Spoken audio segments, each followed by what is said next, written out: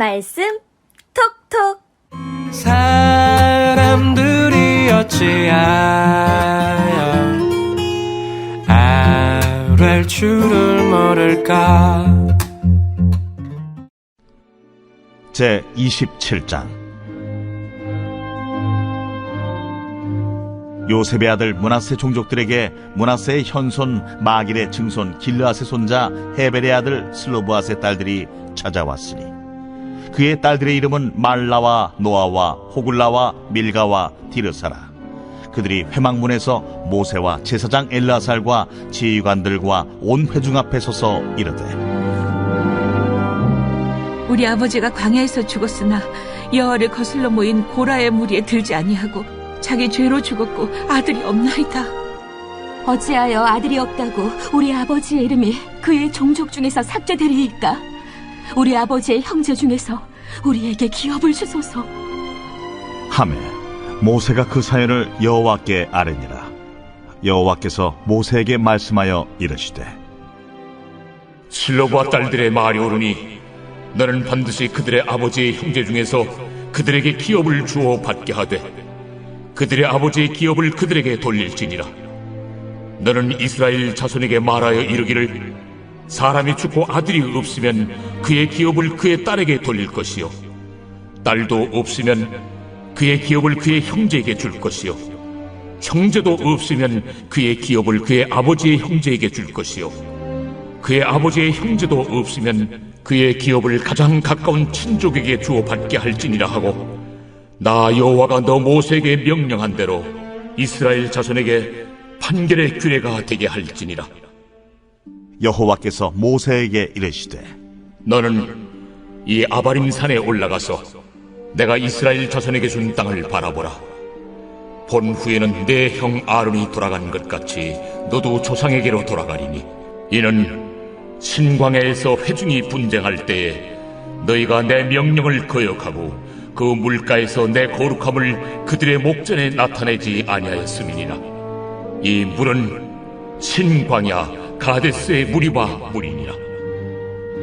모세가 여호와께 여짜와 이르되, 여호와 모든 육체의 생명의 하나님이시여, 원하건대 한 사람을 이 회중 위에 세워서 그로 그들 앞에 출입하며 그들을 인도하여 출입하게 하사 여호와의 회중이 목자 없는 양과 같이 되지 않게 하옵소서. 여호와께서 모세에게 이르시되, 눈의 아들 요수아는 그 안에 영이 머무는 자니 너는 데려다가 그에게 안수하고 그를 제사장 엘르아살과 온 회중 앞에 세우고 그들의 목전에서 그에게 위탁하여 내 존귀를 그에게 돌려 이스라엘 자손의 온 회중을 그에게 복종하게 하라. 그는 제사장 엘르아살 앞에 설 것이요 엘르아살은 그를 위하여 무림의 판결로서 여호와 앞에 물을 것이며 그와 온 이스라엘 자손 곧 온 회중은 엘르아살의 말을 따라 나가며 들어올 것이니라. 모세가 여호와께서 자기에게 명령하신 대로 하여 여호수아를 데려다가 제사장 엘르아살과 온 회중 앞에 세우고 그에게 안수하여 위탁하되 여호와께서 모세에게 명령하신 대로 하였더라. 샬롬, 여러분 반갑습니다. 오늘도 하나님께서 좋은 날 허락해 주셨는데 행복한 날, 복된 날 되셨으면 좋겠습니다. 여러분 드라마 보다 보면 반전이 있죠. 이 드라마의 재미있는 드라마의 요소 중에 이 반전이 있어야 재미있는 것 같아요. 그 반전, 드라마에서 보면 이제 재미있는데 우리 인생에, 우리 삶에 이런 반전들이 생기면 사실은 참 당황스럽기도 하고 또 마음 어렵고 당황스럽고 소름 돋는 그런 경험이 되기도 하죠. 반전이라는 게 그렇죠. 자, 오늘 본문을 보다 보니까 그런 어떤 선명한 메시지가 있습니다. 오늘 본문에 두 가지 사건이 나오는데, 첫째는 이 슬로브앗의 딸들이 아버지가 돌아가신 다음에 아버지가 이제 고라 자손의 반역에 동참하지 않았는데, 그런데 이제 죽게 되었어요. 그래서 죄가 없이 죽었으니까 그런데 이제 아들 없이 죽었기 때문에 재산을 이제 분깃을 물려받을 수가 없는 상황이 된 거죠. 그래서 모세에게 왔습니다. 해결 좀 해달라고.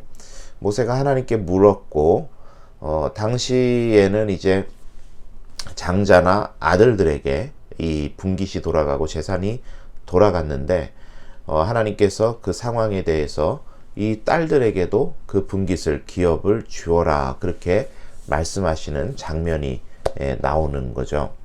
이게 첫 번째 일어난 사건이고, 두 번째 이제 사건을 보니까 하나님께서 모세를 산으로 데려가십니다. 그리고 가나안 땅을 쭉 보여주시는데, 그러시면서 한 말이 13절에 보니까 본 후에는 내 형 아론이 돌아간 것 같이 너도 조상에게로 돌아가리라, 이렇게 이야기를 하세요. 참 서운한 이야기죠. 내 생명 가져가겠다, 너 죽는다, 이런 이야기 하시는 건데, 고생을 다해서 가나안 땅에 못 들어가는 것도 우리 인간적 생각으로 해보면 서운한 일인데, 하나님 일부러 산에 가셔서 그 땅을 보여주시면서 너는 그 땅에 들어가지 못할 거야. 물 사건, 반석을 쳤던 사건 때문에 네가 거기에는 못 들어가게 될 거야. 그렇게 하나님 이야기를 하십니다. 그리고 이제 여호수아를 후계자로 세우는 장면인 거죠. 그런데 이 사건에 참 중요한 하나님의 계획이 있습니다. 계획. 그게 뭐냐면, 여러분, 모세는 누굽니까? 그 백성의 위대한 지도자였고 율법의 대명사죠. 모세하면 율법입니다.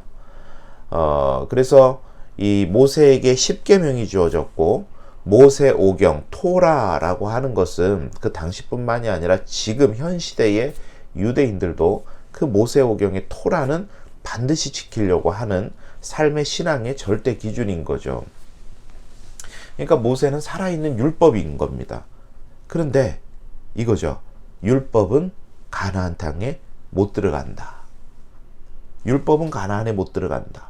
그 이야기입니다. 그럼 무엇으로 들어갈 수 있냔 말이죠. 율법이 가나안에 못 들어가니 율법보다 훨씬 더 높은 기준, 율법보다 훨씬 더 위대한 기준, 율법보다 훨씬 더 깨끗한 기준이 필요하다라는 거예요. 그래야 가나안 땅에 들어간다는 거죠. 그게 뭡니까? 우리 이제 한번 생각을 해보면, 야, 율법으로도 어려운데 도대체 어느 정도, 율법 지키는 것도 힘든데 어느 정도로 이게 깨끗하게 지켜져야, 뭐가 되어야 이 가나안 땅에 들어갈 수 있단 말인가 하게 되는데, 그 기준이 여러분 뭐죠? 인카네이션이라고 하는 성육신 사건입니다. 다른 말로 종합해서 말을 한다면, 율법으로 못 들어가고 뭘로 들어간다? 은혜로 들어간다라는 것입니다.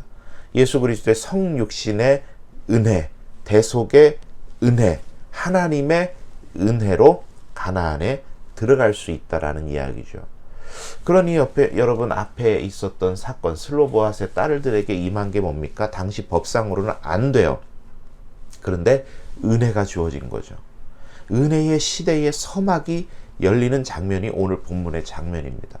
뭐 이 시대로부터 예수님 오시기까지도 수많은 시간이 걸리기는 했습니다만은, 하나님께서는 율법 이상의 원리, 즉 은혜로 구원받음에 대해서 구약의 여러 군데에서 이야기를 하셨습니다. 율법만 붙들고 살아가는 유대인들에게 그거 아니다, 율법의 은혜의 시대가 온다, 그걸 계속 이야기를 하셨던 거예요. 대표적으로 요나 사건도 그런 거 아닙니까? 율법으로는 구원받을 수 없는 이방인들이지만 내가 이들도 사랑한다, 요나에게 명령하셨던 게 하나님의 명령이었던 거죠. 곧 이제 성탄절이 다가옵니다. 그죠? 이제 대림절이 곧 시작이 되는데, 주님 오심을 기다린다는 것은 그런 의미 아닙니까? 우리가 우리의 의로는, 우리의 선함으로는 천국에 들어갈 수 없는데, 하나님 나라를 소유할 수 없는데, 예수 그리스도의 대속의 죽으심과 그분의 피 흘리심을 통해 우리가 은혜로 그것을 얻게 되었다. 그분의 오심을 기다리는 절기가 성탄절이죠. 얼마 전에 할로윈데이였죠.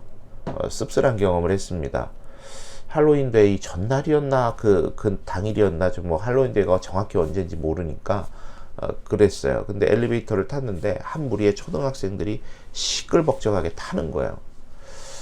보니까 할로윈 복장을 하고 막 분장을 하고 악마 분장을 하고 그리고 막 사탕을 이렇게 들고 있어요. 그래서 애들한테 제가 물었죠. 야, 니네 할로윈 파티하는 거냐? 그랬더니 그렇다고 하면서 한 아이가 방금 우리 집에 있다가요, 우리 집에서 사탕 받아서 지금 얘네 집에 가는 거예요. 그러면서 어떤 한 친구랑 이제 엘리베이터를 내립니다. 내리면서 아저씨도 같이 갈래요? 그랬더라고요. 근데 엘리베이터 문이 열리고 그 집으로 가는데 벌써 그 부모님이 기다렸다는 듯이 문을 열고 애들을 맞으면서 사탕을 주더라고요. 저는 이제 집에 와서 애들한테 물어보니까 할로윈 데이 때 사탕을 준다 그러더라고요. 그걸 보면서 왜 씁쓸했는가 하니까 우리는 이제 그 크리스마스 이브 때 새벽송을 못 하잖아요. 요새는 이제 아파트 생활도 많고 주변에 민폐가 되고 하는 것들 때문에 새벽송 문화가 참 많이 없어졌습니다. 근데 저 중고등학교 시절 때만 하더라도 2부 때는 밤새워서 그렇게 새벽송하고 교제하고 참 즐거웠던 기억이 있거든요. 물론 새벽송을 하니 많이 이것이 성탄의 본질은 아닙니다만은 그 기다리는 마음 또한 우리들에게서 많이 없어지고 있는 건 아닌가 그런 생각을 해봤던 시간이었습니다. 여러분, 오늘 하나님 우리에게 말씀하시는 거예요. 은혜의 시대가 열렸다. 예수 그리스도를 통한 그 은혜로 우리가 구원받았고 오늘 하루를 구원받은 자로 살게 하셨습니다. 그것이 은혜죠. 여러분, 오늘 하루도 살아가시는 동안에 하나님의 놀라우신 그 은혜를 기억하시고 예수 그리스도의 은혜 가운데 감사하며 살아가시는 여러분의 삶이 다 되셨으면 좋겠습니다. 오늘 하루도 주님께 부탁드립니다. 내일 뵙겠습니다.